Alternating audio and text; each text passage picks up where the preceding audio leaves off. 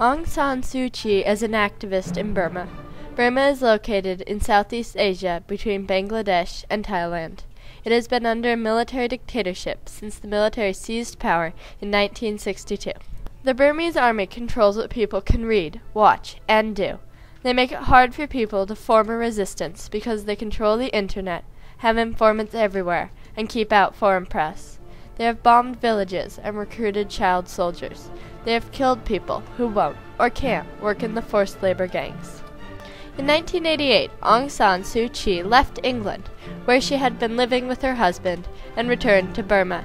She returned to take care of her mother, who had had a stroke. After being in the uprising, later known as the 8888 Uprising, because it took place on August 8, 1988, she decided that she had to do something for her home country. The people were protesting against the strict military regime, and an estimated 10,000 people were killed when the protest was put down. Aung San Suu Kyi joined the National League for Democracy. She was soon making speeches, calling for a fair election. Her goal was a democracy in Burma. She saw her supporters imprisoned, beaten, and killed, but she didn't give up. Aung San Suu Kyi's father, Aung San, was assassinated when she was 2. Though she grew up without a father, her father influenced her in many ways. He founded the modern Burmese army and helped negotiate freedom from Britain after World War II. She followed in her father's footsteps by also working for freedom and peace in Burma. She has faced many obstacles. In 1990, the election she called for happened, but she was held under house arrest with no trial by the military. Even though she wasn't out campaigning, she and the National League for Democracy won 82% of the seats in the election, but the military didn't recognize the election and remained in power. Another obstacle is that she was held under house arrest for almost 15 of the last 21 years. During these times, she had no human contact except for her 2 female assistants. Her phone lines were cut so that she couldn't talk to her family. All news she got was from a radio, which she listened to religiously. Her health wasn't good, and once she had to be hospitalized. She said that meditation was what got her through these long days.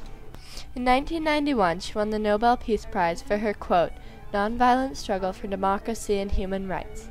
She was at this time under house arrest, so her sons went to the ceremony instead. Her detention has been hard on her family. Aung San Suu Kyi's husband, Michael Elise, promised never to come in between her and her country. He supported her all the way. In 1999, when he was diagnosed with cancer, he asked for a visa to see her one more time. It was denied. The government said that Aung San Suu Kyi could leave Burma if she wanted to see him. She decided not to leave because she knew if she left Burma, she wouldn't be allowed back in the country. He died in 1999 without having seen his wife in 4 years.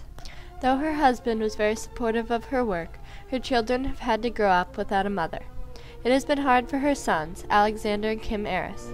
Her older son, Alexander Elise, said that he has been troubled by his mother's decision to choose politics over family. She was released from house arrest a few times over the 21 years. When she was released in 1995, the military still had restrictions on her travel and didn't allow her to leave the capital, Rangoon.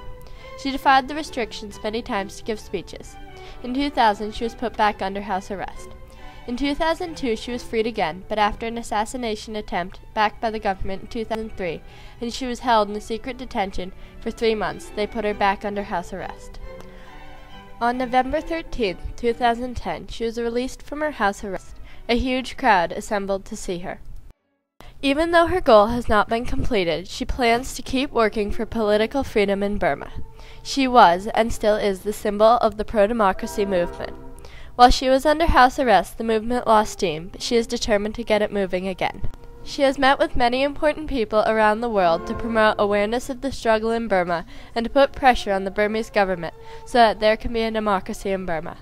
Her doctor has told her that she can't keep going at this pace. He has had to give her 8 or 9 injections to keep her from collapsing. Even with her health problems, she is still determined to see her goal through, and her perseverance is why she is my hero. 2 quotes by Aung San Suu Kyi are, "The only real prison is fear, and the only real freedom is freedom from fear." And, "It is not power that corrupts, but fear. Fear of losing power corrupts those who wield it, and fear of the scourge of power corrupts those who are subject to it."